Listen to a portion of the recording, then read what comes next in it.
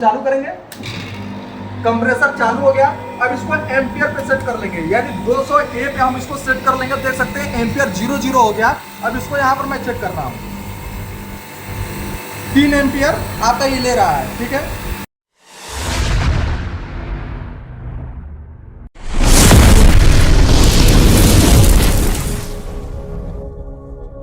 आज मैं आपको बताऊंगा कि एसी के आउटडोर को कैसे चेक करेंगे कि ये मेरा कंप्रेसर जला है, सही है, खराब है, क्या प्रॉब्लम है। इसको चेक करने के लिए मैं आपका सारा प्रोसेस बताऊंगा कि आउटडोर के कंप्रेसर को कैसे चेक करेंगे, कैपेसिटर को कैसे चेक करेंगे, कैपेसिटर खराब है या सही है, या फिर मेरा फैन मोटर खराब है कि सही है। ये सभी प्रोसेसों को चेक किया जाएगा। मैं एक एसी को रखा हूँ, जो ये एसी अब तक 2 टन का है। ठीक है, तो सबसे पहले थोड़ा सा पास में आइए, मैं आपको दिखा दूँ कि यहाँ पर देख सकते हैं ये कनेक्शन है, जो ये कनेक्शन आपके एसी से आता है। ठीक है, यानी आपके एसी से ये कनेक्शन आता है। अब इसके साथ साथ में यहाँ देख सकेंगे कि आपका कंप्रेसर का पॉइंट है। ठीक है, मैंने यहाँ से टर्मिनल सेफ्टी कवर जो होता है मैंने इसको हटा दिया है। ये आपका टर्मिनल पॉइंट है। यहाँ पर आपका जो पॉइंट होता है कॉमन नॉन स्टार्ट, अगर आपको कॉमन नॉन स्टार्ट पहचानने नहीं आता है तो आप इस कनेक्शन को मत करिए, अन्यथा आपका कंप्रेसर जल सकता है। जो कि ये आपका 2 टन का है कंप्रेसर, मान के चलिए कम से कम 10,000 रुपये तक का आपका नुकसान हो सकता है। ठीक है, तो आपको जो है सबसे पहले CRS पहचानना पड़ेगा कि C कौन है, R कौन है और S कौन है। और जब इसको आप पहचान लेंगे फिर उसके बाद से आपको कनेक्शन को देखना होगा। इसके बाद से आपका ये कैपेसिटर होता है। कैपेसिटर में आप देख सकते हैं ये आपका कुछ पॉइंटें होती हैं और ये कुछ कनेक्शन भी किए हुए हैं। ठीक है, तो ये कनेक्शन बहुत नॉर्मली कनेक्शन होता है, बहुत छोटा कनेक्शन होता है। इसके बारे में आपको पूरा जानकारी देता हूँ। ठीक है, तो सबसे पहले इसको अगर हमको चेक करना होगा तो सेफ्टी के लिए यहाँ पे देखिए कोई OLP वगैरह नहीं होता है। कुछ कंप्रेसरों में OLP आता है, लेकिन इसमें आपका OLP वगैरह नहीं है।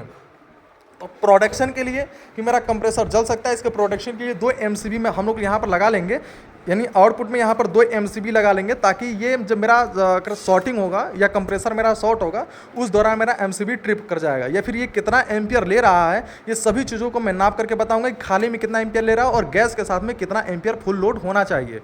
तो आपको ये पूरा बताने वाले हैं। और देख सकते हैं हमारे RD टेक्निकल इंस्टीट्यूट पे जो भी बच्चे आए हुए हैं ये कुछ काम को सीख रहे हैं और काम को करके फिर मार्केट में जाने वाले हैं। ठीक है, जिससे ये पूरा अच्छी तरीके से काम को करेंगे। तो पूरा फुल प्रोसेस है। अगर आप भी सीखना चाहते हैं तो RD टेक्निकल इंस्टीट्यूट देवरिया में DM बंगला के पीछे आ सकते हैं। आइए अब MCB को जोड़ते हैं।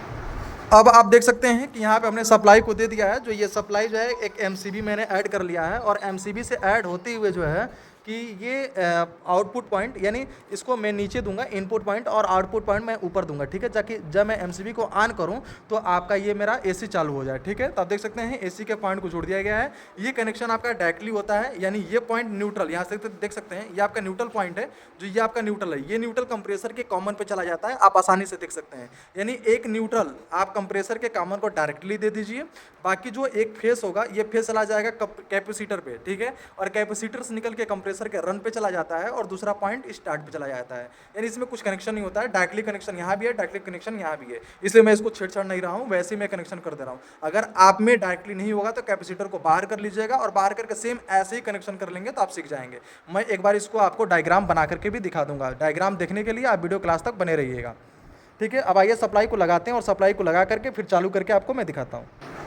अब देख सकते हैं यहाँ पे सप्लाई जो है आ चुका है। ठीक है, बाकी यहाँ से बस जैसे ऑन करेंगे सप्लाई आउटडोर में पहुँच जाएगा, ऑन हो जाएगा। MCB को मैं ऑन स्थिति में ही रहने देता हूँ। यहाँ से मैं जैसे ऑन करूँगा AC ऑन हो जाएगा। तो आइए मैं इसको ऑन करता हूँ।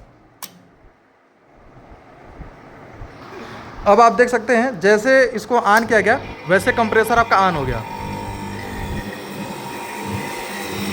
फैन मोटर चलने लगा, कंप्रेसर आपका ऑन हो चुका है। जो आवाज़ आप सुन सकते हैं, यहाँ से गैस की स्थिति भी आप देख सकते हैं।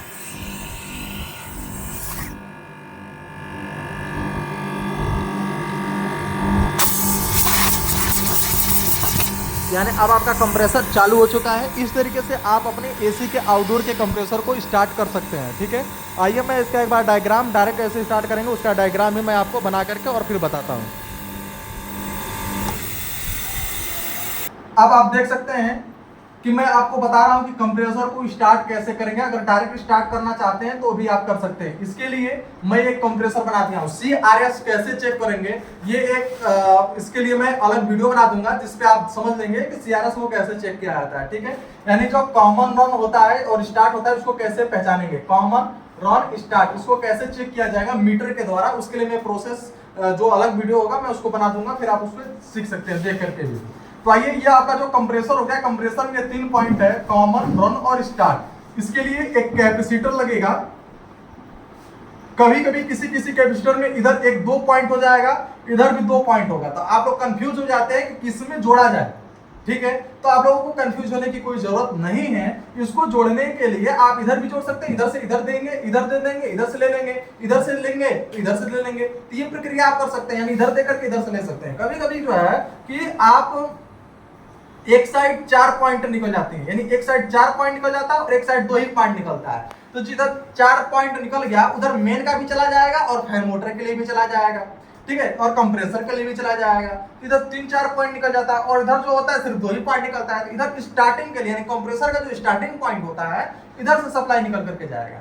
तो आप लोग कैपेसिटर में कंफ्यूज मत होइएगा। जो 2 टन का एसी है उसमें 50 MFD का कैपेसिटर अधिकतर करके लगता है, या फिर 45 MFD या 55 MFD का कैपेसिटर 2 टन में लगता है स्प्लिट एसी के अंदर। स्प्लिट एसी की मैं बात कर रहा हूं। ठीक है, इसके बाद अगर आपका वही 1.5 टन का है तो उसमें 36 MFD, कभी कभी 40 MFD का भी आ जाता है और कभी कभी 30 MFD का भी आ जाता है।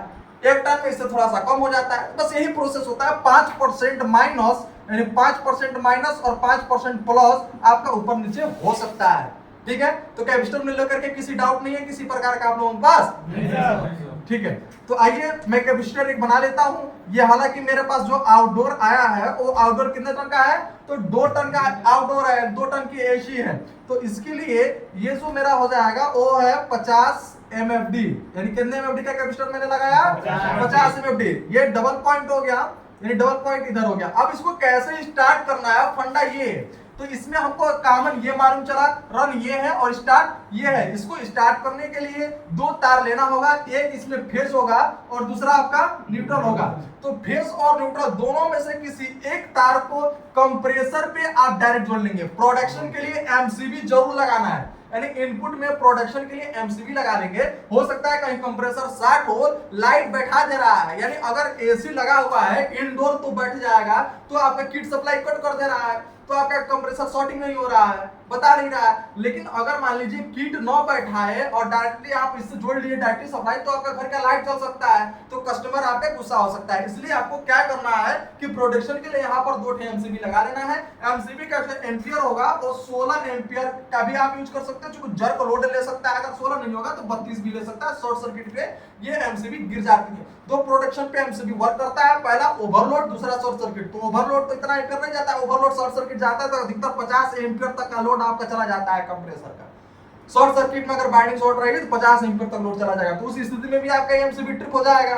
ठीक है, तो 32 या 16 का आप यूज कर सकते हैं, नहीं है तो 10 का भी यूज कर सकते हैं, कोई इशू नहीं है। क्योंकि एसी रनिंग पोजीशन में अगर एसी सही है या कंप्रेसर अगर सही है तो रनिंग पोजीशन में आपका जो इसका जाएगा एम्पियर, वो एम्पियर 2 से लेकर के 4 एम्पियर तक जाता है खाली में। ठीक है, खाली में, तो इसमें कोई दिक्कत नहीं है, आप इसको चला सकते हैं। गैस रहेगा तो एम्पियर अधिक बढ़ेगा, कितना? 8 से लेकर के 10। 1.5 टन में 8 से 10 वही 2 टन हो गया, 12 या 10 से 12। ठीक है, तो ऐसे ये प्रोसेस होता है। आगे मैं चार्जिंग जब बताऊंगा तो आपको पूरा बताऊंगा। अब आगे ये आपका फेज जो हो गया वो चला जाएगा कैपेसिटर पे। किस पे? कैपेसिटर पे। रन बाइंडिंग पे लगातार विद्युत जाता रहता है, तो ये जो फेज आया है वो लगातार विद्युत यहाँ पे आएगा। वही विद्युत मैं लूंगा और किस पे दे दूंगा? रन के। और ये स्टार्ट पॉइंट है, यहाँ से निकाल किसको दे दिया जाएगा? स्टार्ट को। अब ये मेरा कंप्रेसर, इसको जैसे सप्लाई देंगे ऑन करके कंप्रेसर स्टार्ट हो जाएगा। हो जाएगा? आप लोग कर लेंगे? ठीक है। अब मैं आपको बताने जा रहा हूं कि एसी को चालू करने के बाद, यानी आउटडोर को चालू कर रहे हैं तो जर्क लोड कितना ले रहा है। अगर आपका MCB खराब होगा, ये सॉरी, अगर कंप्रेसर आपका खराब होगा तो ये अधिक एम्पियर लेगा। ठीक है, तो उस दौरान हम पकड़ सकते हैं कि हमारा ये जो आपका कंप्रेसर है वो खराब है या फिर जर्क लोड में जा रहा है। तो उसको चेक करने के लिए एम्पियर भी चेक करना होगा कि आपका एक कंप्रेसर कितना एम्पियर ले रहा है। तो 2 टन का है, थोड़ा सा एम्पियर अधिक लेगा, लेकिन हम उसको चेक करते हैं और देखते हैं कि कितना एम्पियर ले रहा है। इसके लिए हम सबसे पहले सप्लाई को लगाएंगे और फिर से कंप्रेसर को स्टार्ट करेंगे।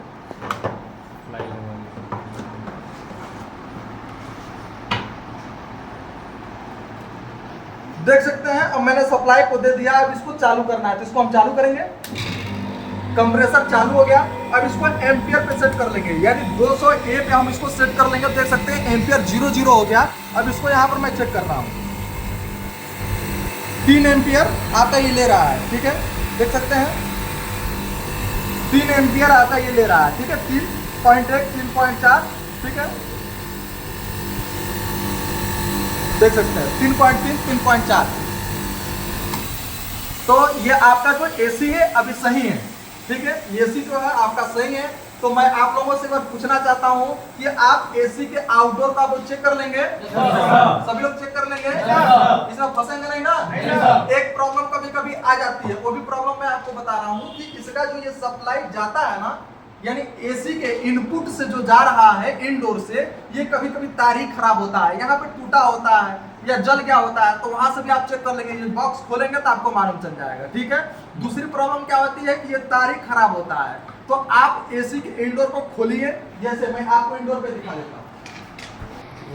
अब आप देख सकते हैं कि ये आपका कवर है, यानी ये आप जब ये ऊपर के कैप को हटाएंगे तो फिल्टर दिखाई देगा, और फिल्टर के बाद से आपका कवर दिखाई देगा। आप जब कवर को खोलेंगे यहाँ पर, तो आप जो है यहाँ से सप्लाई जाता है एसी के पास, ठीक है, यहाँ से सप्लाई आपके एसी पर जाती है आउटडोर में, ठीक है। आउटडोर में ये सप्लाई आपका इस तार से होते हुए सप्लाई जाता है। तो अगर इस तार से सप्लाई आपका जा रहा है तो यहाँ पर आपका फेस और न्यूट्रल दोनों जाएगा, सीपी और न्यूट्रल। तो आप यहीं पर डायरेक्ट सप्लाई को चेक कर लीजिए कनेक्शन हटा करके, चूंकि कंप्रेसर अगर शॉर्ट होगा तो वहाँ पर आप इसको हटा करके यहाँ पर चेक कर लीजिए। अगर ये सप्लाई एसी जैसे कि इसको चालू करेंगे तो 3 से 4 मिनट बाद, अधिकतम 5 मिनट बाद यहाँ से सप्लाई देता है, जिससे कंप्रेसर स्टार्ट होता है। 5 मिनट बाद इसी के कंप्रेसर स्टार्ट होता है। तो यहाँ पे आप लगा लीजिए कोई भी उपकरण, टेस्टर लगा लीजिए, बल्ब लगा दीजिए, किसी भी चीज़ को लगा दीजिए, मीटर लगा लीजिए। तो आपका जब यह सप्लाई देगा 5 मिनट बाद, तो यहाँ से आपका जो बल्ब होगा वो जलने लगेगा, या मीटर होगा तो बताने लगेगा कि यहाँ से वोल्टेज प्रॉपर दे रहा है। तो समझेंगे इनडोर का मेरा किट सही है, बस आउटडोर का कंप्रेसर में कोई प्रॉब्लम है। इस तरीके से आप प्रॉब्लम को चेक करेंगे। अगर आप लोगों को अब कोई डाउट नहीं दिखेगा, काम कर लेंगे।